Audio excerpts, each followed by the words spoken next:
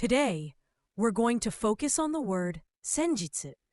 You'll commonly hear it when discussing events that happened not too long ago.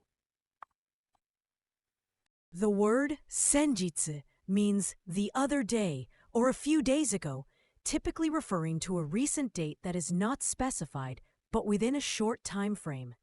It's casually used in conversation to indicate an event or something that occurred in the recent past. The first kanji means before or ahead. It often shows something that comes earlier or leads. For example, sensei uses this idea to mean a person who's ahead in knowledge, and senpai shows someone who preceded you in experience. The second kanji means day or sun. It gives the sense of days and time in words like Nihon, where it conveys the sun, the country of the sun, and ashita, where it indicates the next day. I watched a movie recently. 先日映画を見た。先日映画を見た。I was surprised by the story from the other day. 先日の話に驚きました。先日の話に驚きました。The other day, I forgot something.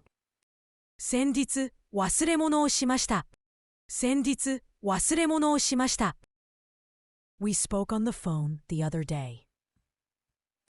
先日電話で話した。先日電話で話した。The most common synonym of the word 先日 is 最近. Both are used to talk about recent events, but while 先日 specifically refers to a day in the recent past, 最近 can refer to a wider range of short time frames in the recent past and present. The most common antonym of the word 先日 is 今度.